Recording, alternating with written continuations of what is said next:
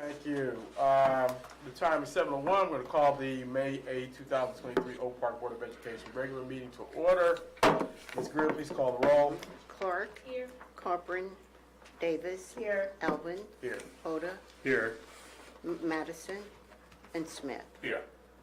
Okay, we have two board members who are out this evening. They both let me know that they would not be in attendance, and as far as I'm concerned, we would consider it excused that we've heard from them already, so I think we're good to go there. We do in fact have a quorum despite their absence, and we will go to a recitation of the district mission and vision. Trustee Hoyte, you want to take it? Sure. Our mission is that our inclusive learning community provides the best academic and social experiences by educating the whole child, one child at a time. Our vision is cultivating visionary leaders and compassionate citizens to be engaged in the global community. Thank you. We will go to item 3, approval of agenda and order of business. The agenda was circulated prior to today's meeting. Any questions, concerns relative to the agenda? Without objection, then we'll pass a motion to approve the agenda by unanimous consent. Is there an objection to doing so? Hearing none, the agenda is hereby passed by unanimous consent. We'll go to approval of the consent agenda. Those items were also provided prior to the meeting. They include the minutes of April 24th, as well as personnel actions. Seeing that we just have two of those items, and without any objection, we can pass the consent agenda by unanimous consent. Is there an objection to doing so? Hearing none, the consent agenda is hereby approved. We'll go to presentations. We have one this evening, finance literacy, and Ms. Hill will be providing the presentation. Thank you.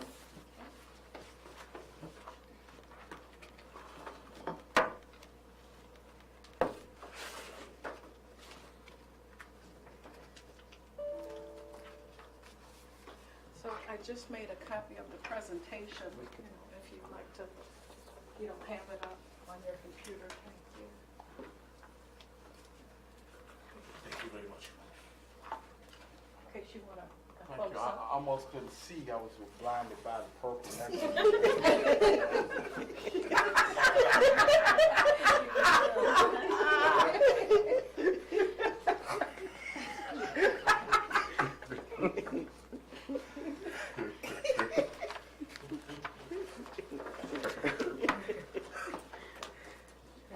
I only mess with the people I love. That's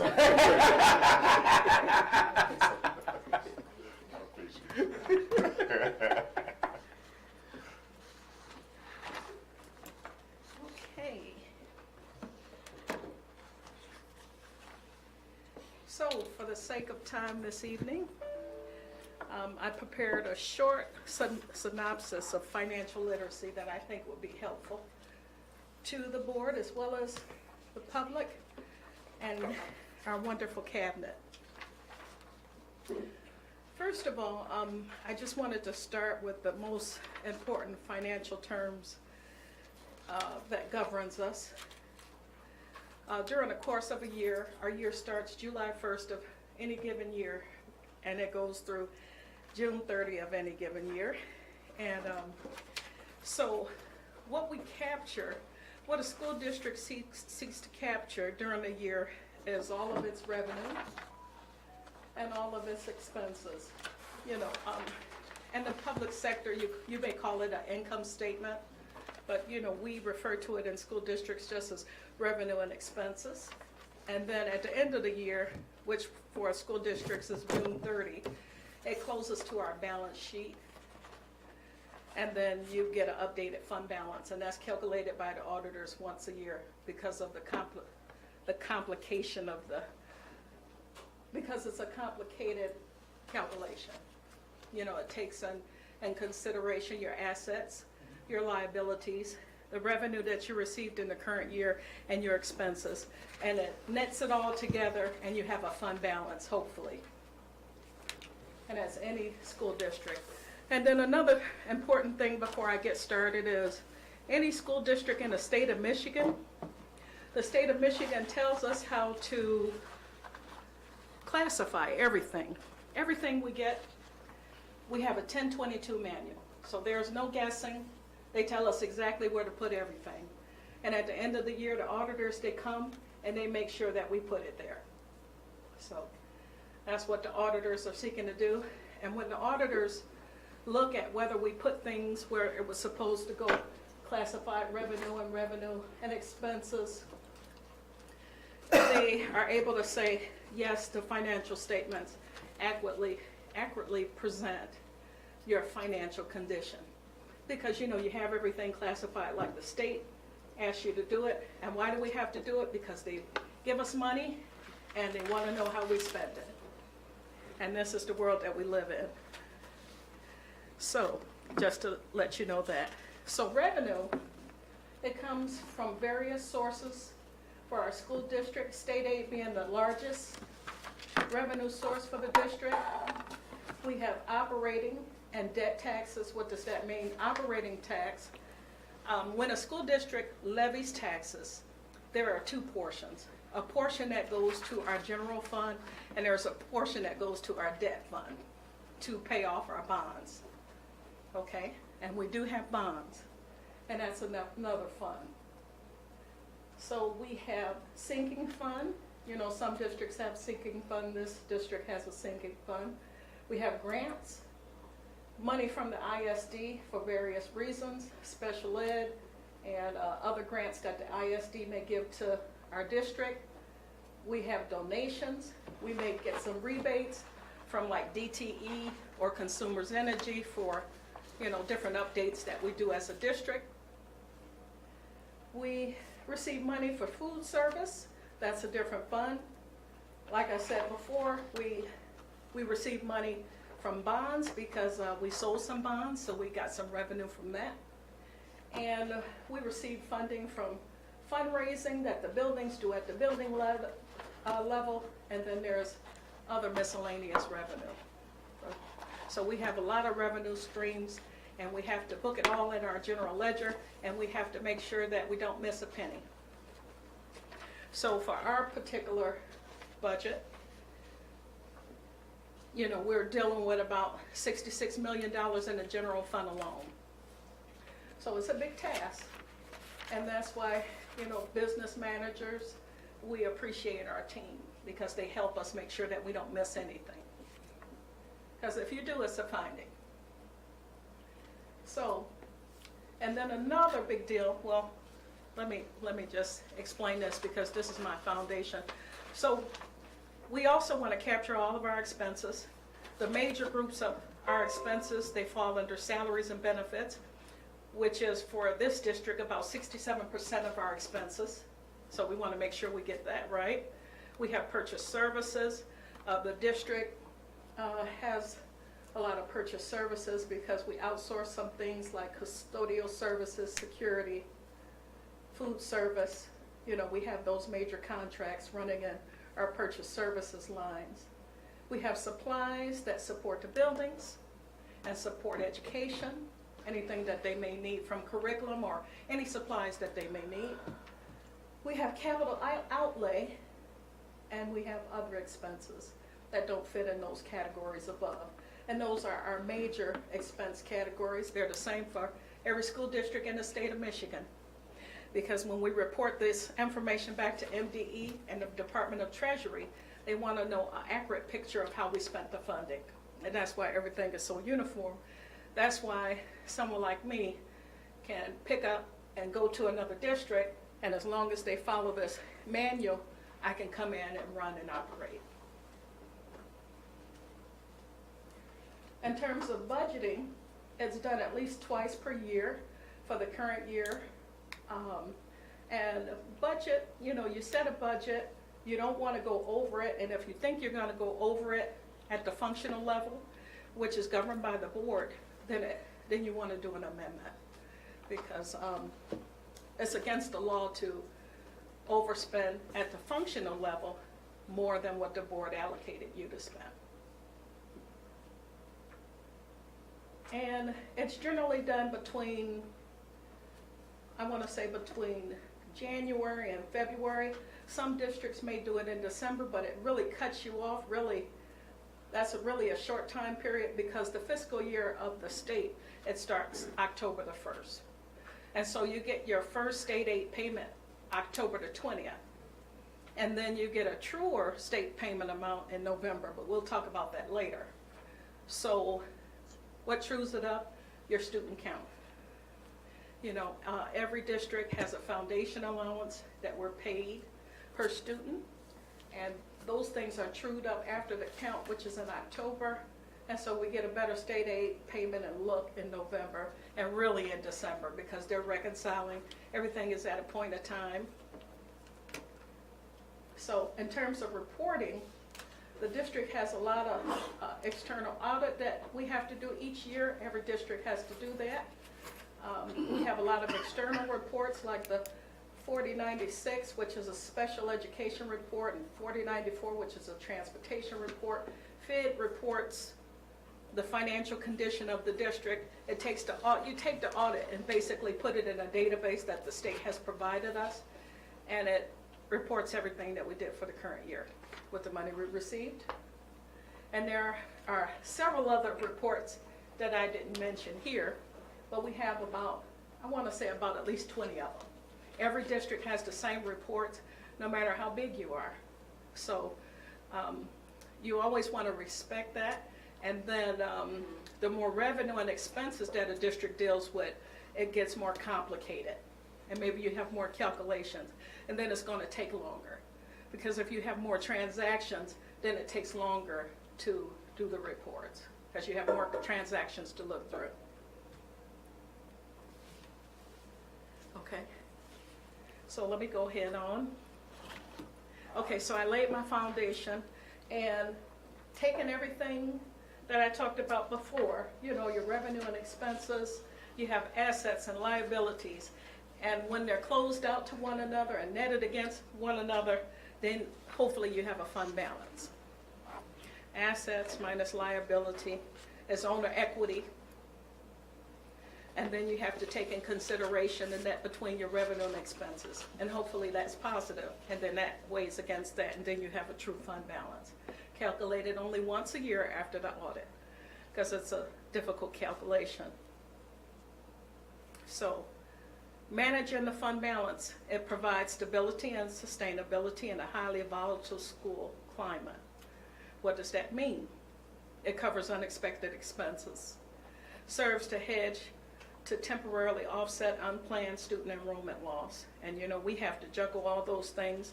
It allows districts to pay bills, including payroll, until the first state aid payment is received in late October.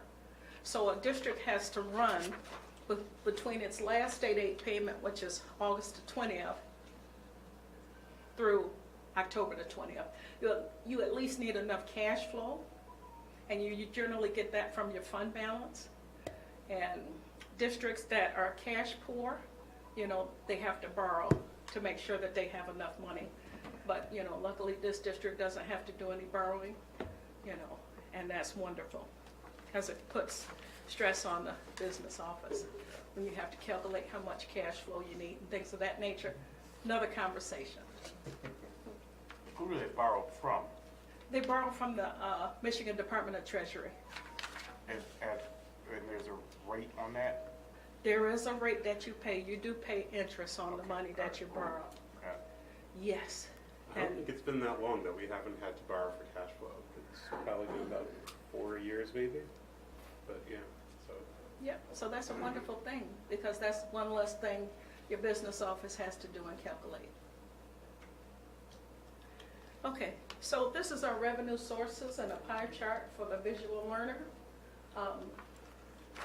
67% is coming of our revenue, is, like I said before, is coming from state aid.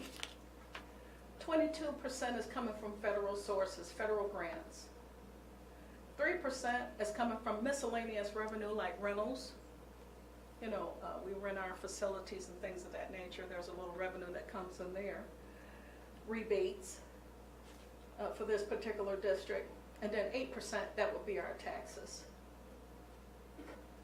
So when you look at this is is our state aid financial status report. It comes out maybe about the 16th of every month.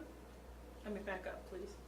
This is a very important report. It comes out monthly between August and October, or October and August. And this is the amount of money that a district has coming in. So if you look at your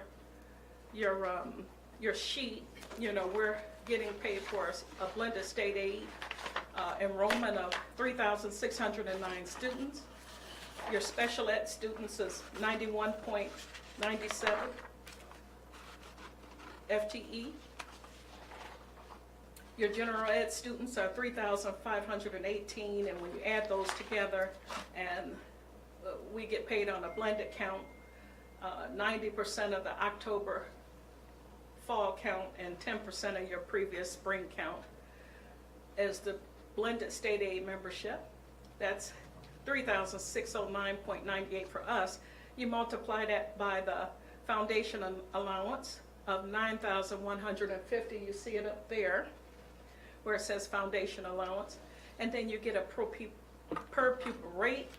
There are some more very complex calculations that go on. You know, the state provides you a template, but they don't tell you everything in terms of how this state aid is calculated. But these are the numbers. The amount, you have the first column where it says amount, that's your total state aid, but really you have to look at page 2. So our total state aid is $33,000. So that's the total state aid that we get. So that's guaranteed revenue for us. So I can always count on that first when I'm trying to project my revenue. Even though I get it between October and August, and I can only book it once a month, I know that I can expect $42 million from the state. Okay, when I'm projecting my revenue. So we receive $3.7 million per month. And you have to look at the second page because any adjustments may also appear here. So sometimes, you know, the state may take away a little money for whatever reason, some calculation. Usually it has something to do with our student count fluctuating throughout the year. The last student count, or it's in February, but we have until June to really true it up. And so that's why you see these adjustments coming in from the prior year, if you see any negatives. And that's very important for us. So one of the reports that we provide to you is a check register. It just tells you on a monthly basis what we spent. You want to look at the account number. A 4 for us is the capital fund account. Accounts that start with a 4. Accounts that start with a 1. That means my time is up. Thank you, Doctor. We'll Okay, I just want to be detailed enough, you know, so that, you know, Yes. you can understand what we're working with. So, if you look at a 4 account, that means a capital fund for us. And in our capital fund, we have our 2021 bonds, okay? And then if the account number starts with an 11 or a 1, that's our general fund. When you see 11, that means expenditure. When you see a 0, that means revenue.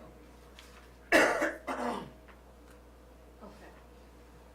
So can you all see that? So this is our check Yes. register. It's a register of expenses. It tells you what the time period is. It's for a month. It's posted out on our website under the business office on a monthly basis. And we do have the month of April posted out there. Okay? So I wanted to tell you that. You have your check number, you know, the date, the vendor, and when you see that gap, it's still the same vendor. Okay. Okay, so this is what it looks like. Individual invoices are under the amount column. The check amount is the total that was paid to that particular vendor. And then we do have Michigan Works running through there, we also process their checks and their payroll and things of that nature. But it's a separate entity, and they get a grant that we manage for them. And so you'll see their expenses running through our check register, and it'll be delineated in the description as Michigan Works. Quick question. Yes. In regards to audit purposes, Michigan Works, how does that work? They generally, Michigan Works is audited by an outside auditor, Okay. and then they're also audited by our auditors. Okay. So we probably will get an audit on Michigan Works every year because they're one of our biggest grants. Okay. Thank you. Yes. Any more questions thus far? Is this okay? I'm over my time, but that's okay. So another monthly board report that we get is, I show you the operating income for the month and operating expenses. So the function code is very important. It comes from this 1022 manual. And this is really how the financial statements look. This is how it rolls up. It rolls up by function code. And the function code, 111, and this manual under revenues is property taxes. So we make sure that all of our property taxes is booked under the received column for the month. From this example, it's the month of March. So we receive, whatever we receive, we make sure that we book it according to what the categories say that they are, and it ties back to this manual at all times. And state aid payments, is delineated by a 3, or 3, you can have in different categories are 311, 312, and then the different categories in state aid, that's where you see our state aid payment right there in that block. It's delineated there. And it maps back to that report that I showed you. So pay attention to the date at the top. This is for March, and this is the state aid and revenue that we receive for the month of March. And so we do a closeout that takes about a week and a half for the prior month, and that's where we're booking everything. Because you have to make sure that it came in. So it comes in the month of March, and then we book it in the month of April, or we book it as it comes in. And some things lag, and then we book it so that we can close out this month and provide a financial for you. So you can get a picture of what things look like that particular. There may be some adjustments. Sometimes you get things late and we have to make sure that we capture it in the correct time period. Or maybe there's an adjustment that may have to be made. Maybe somebody didn't book something in the right category, and we have to go back and fix it. It's called accounting work. That's why we, journal entries, adjustments. In terms of our expenses, the same thing. Under the function code, we book all of our expenses for elementary under 111. So we have our year-to-date actual and what is encumbered. Okay? So at the end of the year, encumbered means that a PO went out, but if we don't receive the materials by June 30, then we cancel that PO and we decide what is going to be done. Is it back ordered and we can cancel it, then we'll just cancel that PO. If we're going to get the merchandise in the next year, then we'll cancel the PO and reissue the PO against the new budget year. That makes sense, nice and clean. So this column includes our encumbrances, okay? So we always keep a watch on that. We have instructional expenses, support services, non-instructional expenses, and you see the categories. The budget is the approved budget by the board. Year-to-date is what we spent so far. And then we have a balance that we're able to spend, and then you have a percentage. Okay? Anybody have any questions on that? Okay. So, this is how we book our revenue and expenses.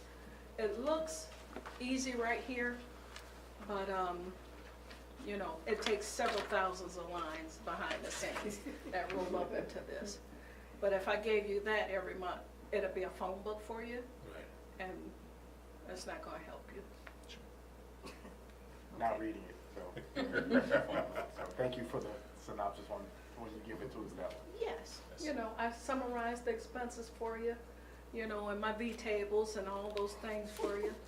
And we put it in a nice financial for you on a monthly basis. In terms of the budget process, I'm gonna go a little slower with this. There's different types of budgets that you can do. Popular budgets that are done in Michigan is a budget rollover. That's where you just basically take what's in the system and roll it over to the next year and present it as a new budget. And that happens when school districts don't have enough time to properly create a budget. They know that, yeah, they know that this is what it took me to spend the year before, so we're gonna start with that, and that's a very, that's a shortcut.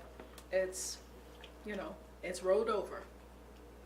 So a zero-based budget is wonderful because in a zero-based budget, you look at every expense. So we're gonna look at zero-based budget, a full zero-based budget. We're gonna focus on those. So, and rollover budgeting, of course, it does not seek input of the departments or buildings for buy-in. You just roll it over. What's in the system, you just roll it forward. It builds a budget based on primarily on the business office perceptions, does not make others responsible for the budget, continues patterns from previous times that may be out of sync, can result in massive budget variances. Budget is not tied to strategic plan, because how can it be? When superintendent and the board makes a strategic plan, you have to build a budget supporting that strategic plan. Here, it's not done. It's just, you know, okay, let me see what I got, what'd you say you needed, and, you know, hopefully you can find it in there. And if you can't, then you're gonna have a big variance that's gonna take an amendment quicker than, you know. So, zero-based budgeting, the belt-tightening approach requires managers to start from a budget of zero, justify every expense, assess the benefits of spending patterns, and rethink how to deploy resources to more swiftly achieve organizational priorities. So with a zero-based budget, it says exactly what it is. You know, you have your salaries and your benefits. You know that that's about 67% of your costs. So you start with that. With a district like this, you also start with your major contracts. You know, the district has major contracts, you know, food service, security, custodial services, and you start with those major contracts and you set those aside because you basically have those contracts, you have to account for them, and then you have everything else. So at least you have that first, because you have to account for those major things first. And then you have what's left. So that's a quick synopsis of that. And then, you know, there's a difference there. So, and in terms of the process, you have to collaborate, you know, the teachers and the principals collaborate together to provide a vision to the superintendent. Superintendent is also working with the board, coming up with plans and a strategic plan for the district as a whole. The principals and administrators are collaborating with all these groups, the superintendent and central office, and you create a budget based on all this input with the superintendent and the board driving the bus. Because, you know, whereas, you know, your buildings, you know, want wonderful things, but the budget is not bottomless. You know, we only have so many resources we can work with. And so, you know, decisions are made by the superintendent and the board in terms of the vision for the district. And then a budget is created. The superintendent, you know, works with me, and we create a budget, we go back and forth, and then, the superintendent works with the board in terms of the budget, and then we present it to the board when everything is done. And that's how the budget development process should work. It takes the collaboration, because if we don't talk to the buildings, we don't know what's needed besides salary and benefits. What are the special programs? What is the curriculum that's needed, and any other supplies or purchase services needed to support the classroom, field trips. It's all important. Any questions on that? I know that's a very short synopsis. Okay. I didn't want to put, if I go any further, you're going to be asleep. Awesome, no, awesome, awesome. Very fascinating. Yes. No, seriously. No, seriously. It's a lot to it. I shrunk it as much as I could for you. Yeah, great job. Everybody okay? Yes, thank you, Dr. Okay. Thank you. You're welcome. Did you talk about the planting of the purple trees? Did you see the one outside, President Alvin? Let's just say, I'm sorry. Thank Nice you. purple tree outside. I just saw for the first time. So, thank you. All right, I'm all finished. Thank you for that, I appreciate it. I mean, thank you. Good report. It's very serious work. Yes, yes. We appreciate it. Great job, yes, thank you very much. Thank you. Appreciate that awesome report. We will go to now our one report, item 6, Superintendent Abdul-Wahab. Thank you, President Alvin. Just a few things. I know it's not informational just yet, but we are going to present it for you at the May 22nd board meeting. We are adding graphics design class, and we're creating a Mac lab. I've shared that with you. We are looking. We hired a phenomenal teacher that has taken the students to Carnegie Hall a few times. So going forward, we're trying to review curriculum, electives, and computer graphic designs in a Mac lab. We're looking at a cost between $55,000 and $60,000 for a classroom setup of brand new Macs with wiring, with the Adobe Suite. We're using ESSER funds for that. And so right now, I've updated you, but I'm just bringing it to the forefront. We'll present it on the 22nd without any objection as an action item, if you don't mind. But I'll continue to give you the breakdown ahead of time. I've been working with Oakland County Sheriff's Office.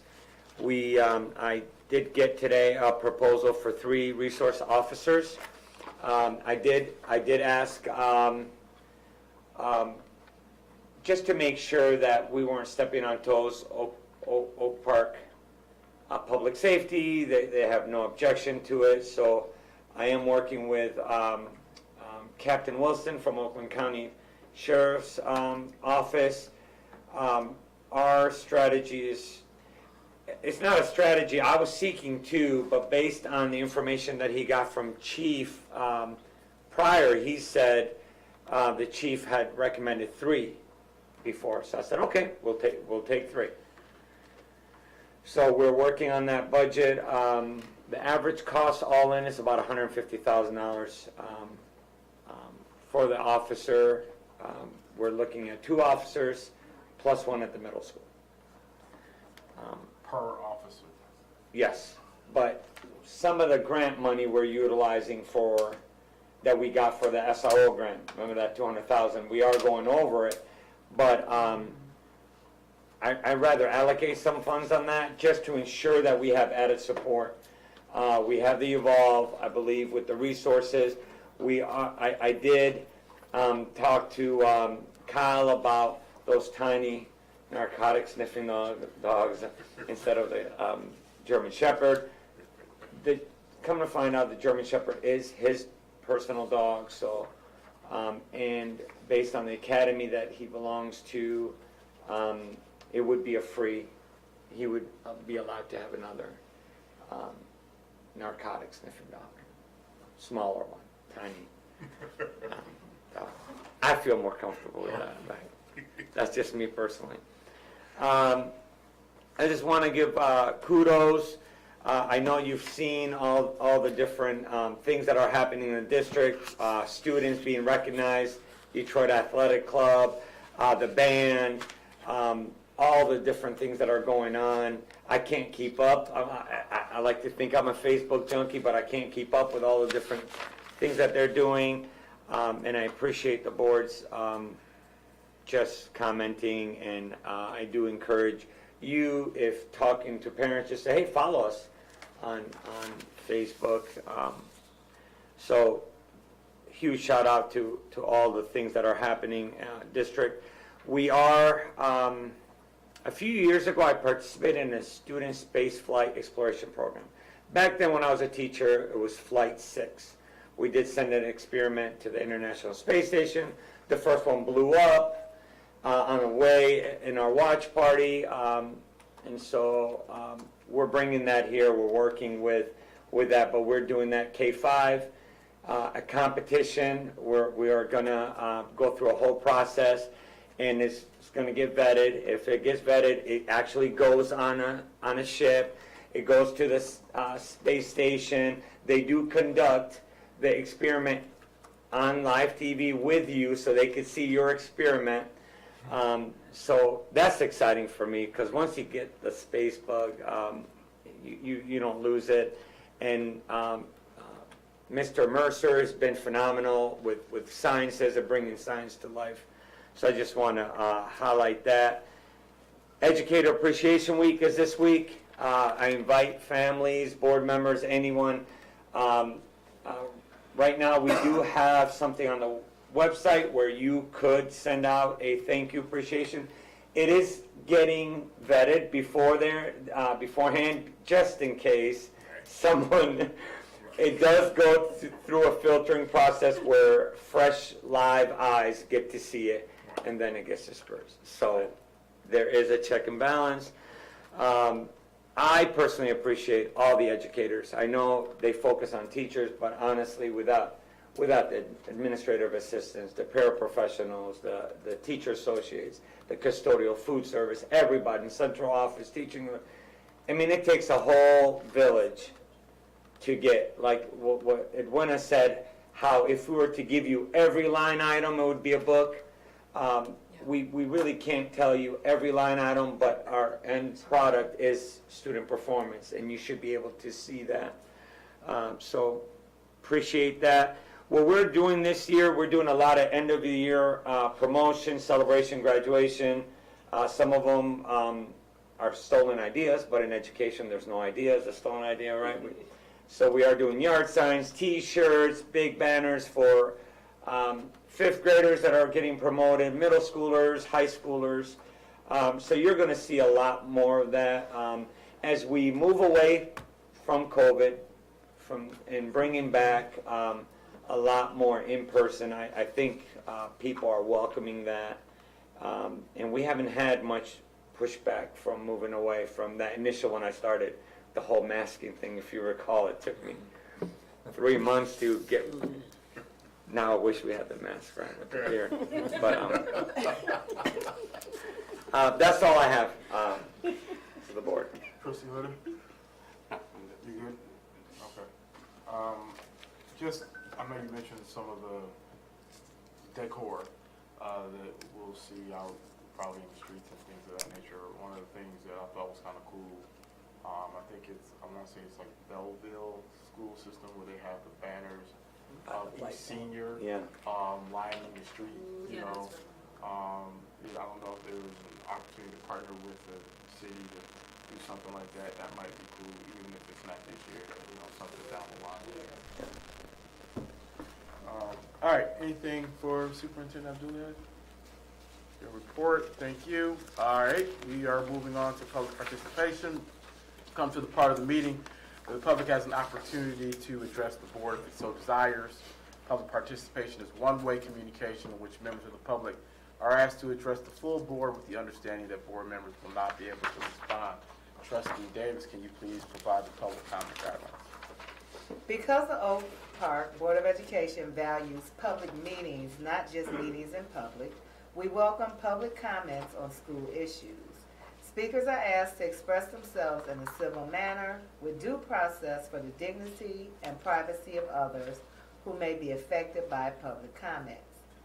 The public comment portion of the meeting cannot be used to make personal attacks against a school board member or school district employee that disrupts the order of the meeting and is totally unrelated to the manner in which the member or employee performs his or her duties.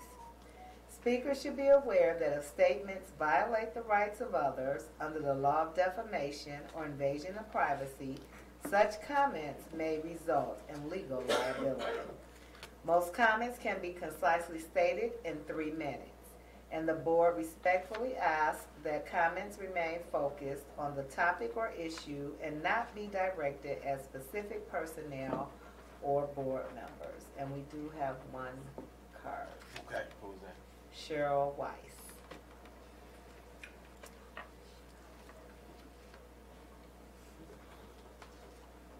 Good evening. Thank you so much. Good evening, school board members, Angel Abdullah, Head Superintendent, Cabinet. Thank you so much for letting me speak. I am Cheryl Weiss. I am the chair of the Board of Directors of Oak Park Youth Assistance.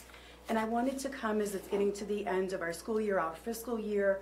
I wanted to give an update about what we've been doing and where we are. So you are one of our 3 sponsors. Oak Park Youth Assistance is sponsored by 3 entities. You, the Oak Park School District, the Oak Park City Council, and the Oakland County Circuit Court Family Division. You provide us with the office for our caseworker, Robin Brown Green, to work. The city provides us with $5,000 to put in our budget. We're hoping that'll be increased to $20,000 this year, fingers are crossed. And the court provides us with our caseworker, Robin Brown Green. They pay for that. Anything else that we do, we have to do through fundraising and through receiving donations. We serve Oak Park residents that live within the Oak Park School District boundaries. We also serve Royal Oak Township residents because they are part of the Oak Park School District. If there are residents in Oak Park living in North Oak Park that attend Berkeley schools, they are served by the Berkeley Youth Assistance. If there are residents in the east corner of Oak Park that go to Ferndale schools, they're served by the Ferndale Youth Assistance, just so I'm clarifying who it is that we work with. One of our issues, I know, one of our challenges is we have so many kids in the district from Detroit. We aren't able to service them, but we are hoping next year to maybe take that on and see what we can do, what we can put together so that our kids that are in need will get some kind of service. Not a promise, it's a goal, a wish, a hope, a dream. Referrals come to us through principals, through teachers, through administrators, through parents. Parents can call and request help. They can send in the forms. Referrals vary from month to month. Sometimes during COVID, there was one month we had 80 referrals in one month. And Robin was working so hard to process all that. Some months are only 4 to 6 referrals. It just depends on what's going on and who reaches out. So in 2022, we had 52 families that participated in casework services. That means they went through the process, they met with Robin, they received services, they received counseling. There were another 55 families that were connected, but were given referrals and resources to best address the needs of the family in another way. Maybe outside counseling, maybe we provided a camp scholarship for them, maybe we just gave them resources for something that would help them to what they need. Maybe a food bank referral, whatever it is that they need. There were approximately 120 youth that participated in our Fair Sky after-school program. That provided a safe, healthy environment for youth to participate in supervised, healthy, and safe after-school activities. We also provided food, pizza, pop. I mean, we know what they want, so we provided that. There were 3 students who had learning disabilities, and they received long-term specialized tutoring services to enhance their learning, strengthen their academic skills, build their self-esteem. That was long-term, that was months, and that was $40 per hour that we provided. There were 5 kids that were provided camp scholarships so they could continue to be engaged in positive programming to build resiliency, self-esteem over the summer. We would love to offer more. Many parents aren't interested in camp, so we're happy to provide that. That's one of our budget items. We just sometimes have trouble giving that away. And, you know, they want more after-school things, they want more activities. Camp just doesn't seem to be a priority, and that's fine. We'll work with what they need. But that's why our number is so low for that. During the holidays, there were 25 plus, over 25 children, because we included some siblings, who received holiday gifts. We gave out gift cards that were all donated. We received $1,500 in donations. Much of that was in memory of Keith McClellan, Mayor McClellan's husband, who passed away. And all of that went straight. I got them in and we gave them right out. So that was wonderful, sad reason to get the gift cards, but it was wonderful that we were able to help so many families. And they spoke directly to me. Usually, I don't interact with the families. That's not my role. But the families were messaging me on Facebook and saying, please help. I cannot get my child a gift. And I said, I will do what I can. I'm here for you. And luckily, we did. No child that we knew about went without. There were 145 family members that participated in our pancake breakfast on the 4th of July, enjoying an opportunity to connect, enjoy the parade, the 4th of July activities. We are gearing up for this year's. We are super excited. I know I'm not allowed to point out individual school board members, but there is one who is my hero right now. The word purple is coming to mind. I don't know why, but Can't so escape it tonight. I truly appreciate the help that we have been given, the support. There were over 600 volunteer hours that were given to Oak Park Youth Assistance by our valued community members who share their time, their treasure, and their talent to serve Oak Park families and youth in our community. We are a 501c3 nonprofit organization, so any and all donations are tax deductible. We are receiving and have received donations from local businesses. We're thrilled to receive that as more and more the community knows what we are, who we are, what we do, how we help. So Kurt Service is one example. They donated. The Oak Park High School class of 1982 gave us a donation from their reunion. We had the t-shirt spirit wear sales. That's coming back this summer. Don't forget to get your Oak Park shirt, pancake breakfast, and beyond. And the last thing I want to share is we've been engaged all year in planning a teen center for next school year. This is from our superintendent who had our first meeting. I said, what do you need? How can we help you? And he said, we need a teen center. I said, okay, we'll do it. We're moving slowly and carefully. We want to do this right. Our goal was 2 days a week, and our mayor wants us to move it to 5 days a week. So we are working on it. We have our next meeting next Monday. We first met every couple weeks. Now it's every month, and we are making steady progress. We think it's going to be an excellent way to help our children, our teens, help our community, support all of you in the school district, help our Oak Park public safety. We want to be that help, that support. That's why we're here. So I want to thank you for your sponsorship. It truly makes a difference for our kids, for our community, for everyone. Thank you so much for your time. Thank you. That was That's it? Okay. We're going to item 8 then, action items, approval of Oakland Schools 2023-24 budget.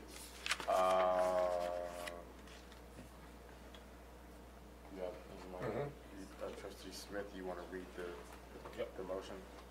Yes. Resolved that the Oak Park Board of Education has received and reviewed the proposed intermediate school district general fund budget in accordance with section 624 of the revised school code, and by the adoption of this resolution expresses its support for the proposed intermediate school district general fund budget. Is there a second? Second. Okay, motion made by Smith, seconded by Davis. Any question on that motion?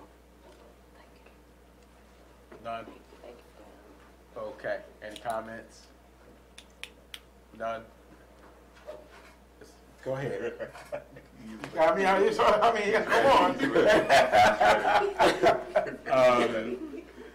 Okay, I have some concerns about transparency from the ISD in terms of some of the items in the budget. I know the superintendent has sent some questions to the ISD, and we have not received answers. I don't think it's strong enough to not approve the budget, but I do want to express concern that the ISD understands its role of providing accountability and transparency to us so that we can make a proper decision on these things, on these questions of budgets. The ISD does incredibly important work, and we're very grateful for that, and we want to make sure they have the funds to operate. We also want to make sure that we're able to do our role and receive answers from them on those questions in an efficient manner. Thank you. When did you send your questions? I don't have an exact date. I think when we're texting, I'll follow up. Like last week. Yeah, I'll follow up again today. I know I asked, I also asked I asked specifically about Fund 600, but I will ask for detailed explanation specifically to the concern with a breakdown. And whatever the breakdown is, I'll share that, every sub-line item underneath that breakdown. All right. Edwina, did you have any explanation on that Fund 600? I'm thinking that is their fiduciary funds. It's, Fund 100 is usually general fund according to our 1022 manual. And the Fund 200, that's a special revenue fund. It could be food service. There's several special revenue funds that it could be. So we have to ask them what they classify it there. And 600 is some type of fiduciary fund. So, but we would just really have to ask them. And we did, and we didn't get a response. Okay. So to share kind of the background of this was I had heard from colleagues in other school districts concern about the line item that's assigned to the Office of the Assistant Superintendent, The deputy, I think. the Deputy Superintendent I think that's for Educational Services, which is they brought in a new Deputy Superintendent. The speculation is this is someone who's being prepared to become Superintendent of Oakland Schools when the current superintendent retires. And the Deputy Superintendent's salary increased significantly over what was previously being paid to that position. The total amount for that line item is over $600,000, but it's important to understand, of course, that may not all be going into salary. It's likely not all going into salary for one individual. There's likely an administrative assistant, for example, that would be included in that. But even with that, it's important to understand what that is. Now, the way it's listed in the budget, it's a little bit confusing because it shows half of that amount coming out of general fund. But then if you look further, you see there's further money coming from other funds. I know there's some coming from the special ed fund and some coming from CTE, which again would make sense because at Oakland Schools, a certain percentage of the job of a deputy superintendent would be dealing with CTE, and a certain percentage of the job would be dealing with special ed. So it's not at all to cast aspersions on what happened. And personally, when I heard this from other districts, this concern from other districts, my immediate response was, I wouldn't feel comfortable on our board questioning an individual's salary decisions. That's something we delegate to the superintendent, and we provide oversight for kind of gross, big issues that go beyond what would be, but deciding what salary is reasonable is something that the superintendent would do. So as a, kind of one step removed from that, as a constituent board, getting involved in salary decisions really makes me uncomfortable in terms of going out of our swim lane. At the same time, if we ask questions and then we're not getting answers, that raises a red flag to me. So I would suggest that we do vote to pass this budget, but that we also share concerns with the ISD that that we are provided with the information we need to provide the oversight that we are required by law. Thank you. All right, anything else from any other members of the board? Hearing none, Ms. Greer, please call the roll. Clark, Yes. Davis, Yes. Elvin, No. Hoda, Yes. and Smith. Yes. Motion passes. Yep. We will go to item 8B, approval, purchase playground structure for Einstein, Key, and Pepper Elementary Schools. Trustee Clark, do you have that? No, okay. Trustee Davis. Resolved that the Oak Park Board of Education accepts the administration recommendation for the purchase of 3 play structures, one for each of the Oak Park elementary schools at the cost of $149,998.88 for Einstein, $147,505.10 for Key, and $147,000. The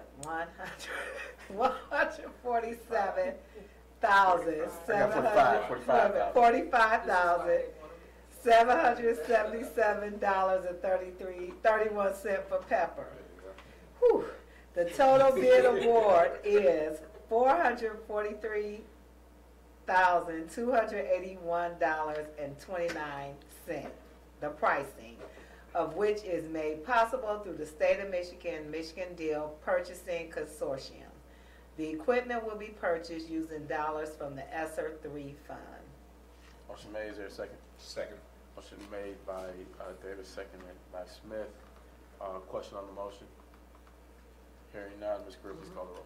Smith, Yes. Hoda, Yes. Elvin, Yes. Davis, Yes. and Clark. Yes. Thank you. Motion passes. We're at item 8C, approval of purchase athletic uniforms district-wide. And Trustee Clark, let's go. Resolved that the Oak Park Board of Education approve the purchase of athletic uniforms for district-wide use in the amount of $100,000. You got it easy on them. That's why I Is picked it. there- I knew what I was doing. That's why I picked it. Motion made by Clark, is there a second? Second. Seconded by Smith. Any question on the motion? I know we talked about this last night. Question on the motion? Hearing none, Ms. Greer, please call the roll. Hoda, Yes. Smith, Yes. Elvin, Yes. Clark, Yes. and Davis. Yes. Okay, we're at item 8D, approval of OPSD Summer School 2023, which we also heard about at our last meeting. Trustee Clark, let's go. All right. Resolved that the Oak Park School Board approve the 2023 summer school programming, which will utilize federal and state funds as presented on April 24th, 2023. Second. Motion made by Clark, seconded by Davis. Any question on the motion? Hearing none, Ms. Greer, please call the roll. Clark, Yes. Smith, Yes. Hoda, Yes. Davis, Yes. and Elvin. Yes.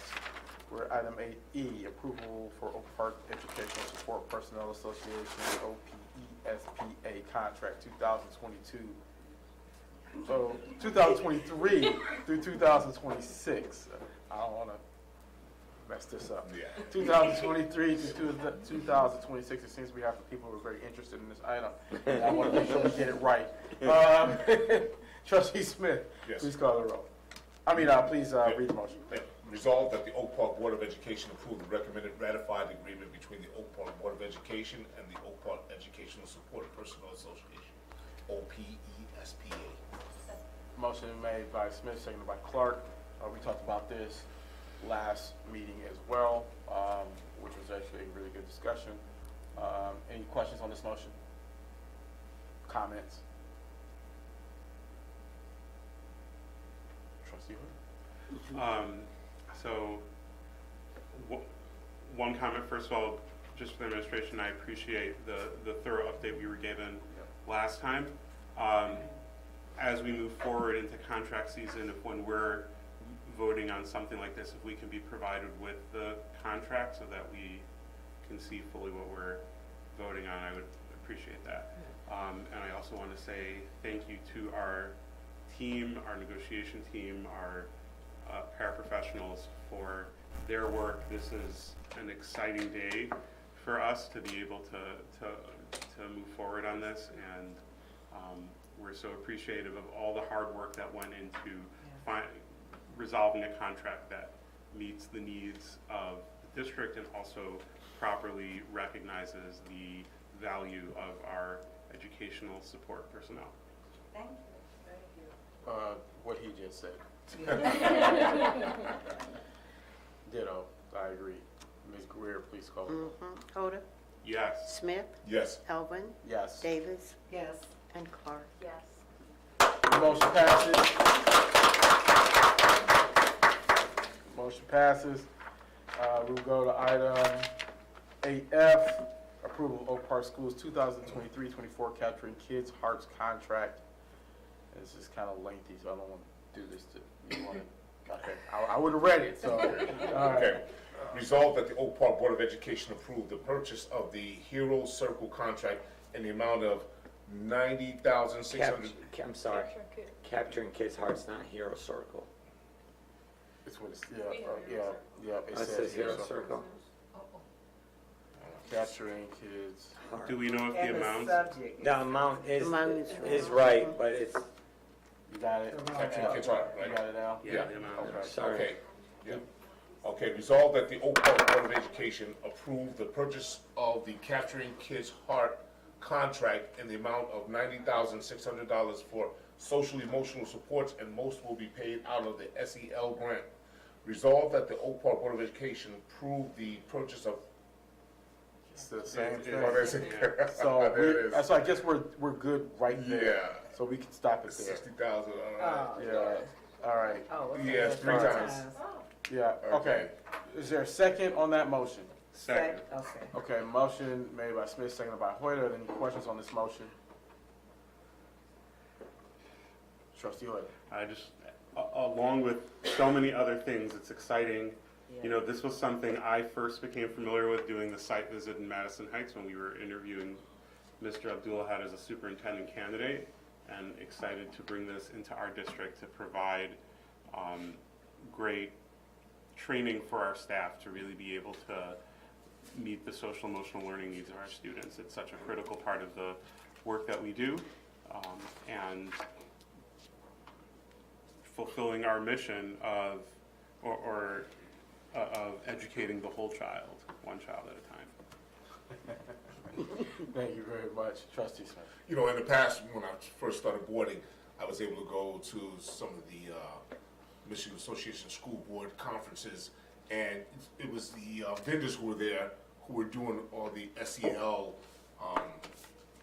They were promoting their resources, the tools, the various tools, and I didn't know that it would expand to the level of it did now. So I'm just grateful for the district of encompassing these into our curriculum and paying that close of attention to SEL.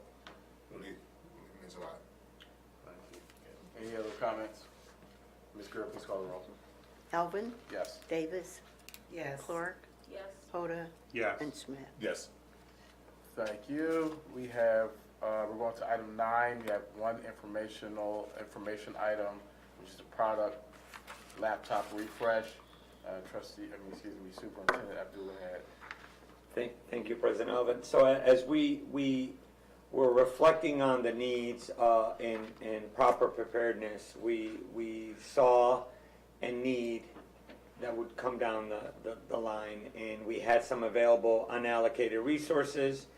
And so this is part one of many parts that we're doing on restoring and restructuring some of the, not only the curriculum that's already been voted on and approved, but the technology resources, the labs, the social emotional, to try to reinvest back into the students and all the personnel that support those students. So this is just informational. We'll provide an action item for May 22nd. Thank you. Questions? Okay. Hearing none, we're at item 10. So pursuant to Section 8C of the Open Meetings Act, we would like to go into closed session. So I would then I move pursuant to Section 8C of the Open Meetings Act that we go, for the purposes of strategy and negotiation session connected with a collective bargaining agreement, that we go into closed session. Second.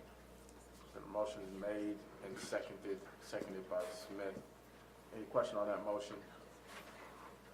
Hearing none, Ms. Greer, please call the roll. Clark, Yes. Davis, Yes. Elvin, Yes. Hoda, and Yes. Smith. Yes. Okay, we will now go into closed session. So, Thank you so congratulations. Thank you so much. Congratulations. Thank you for all you do. Very good.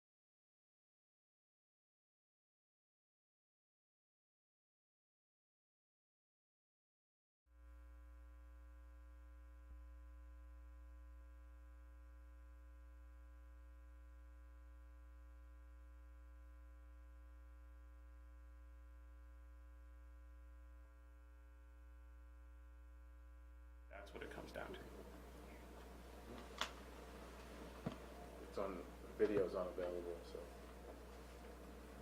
I'm trying to get in. So. All right. Anything else from members of the board? Hearing none in the addenda. Oh, I'm sorry. You have Yeah, communication? I did. I just had to say it though. I just wanted to give a shout out to the Oak Park Dealers Association for the hard work that they're doing. Also, preparing for this pancake breakfast coming in for the July 4th festivity. That's it. Okay. Anything else from members of the board? From members of the administration? We all good on that now? Feel better?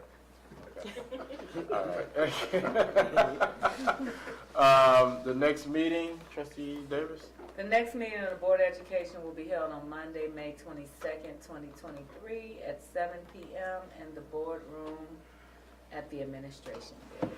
Okay, thank you. If nothing else, then, without objection, we pass a motion to adjourn the meeting by unanimous consent. Is there an objection to doing so? Okay.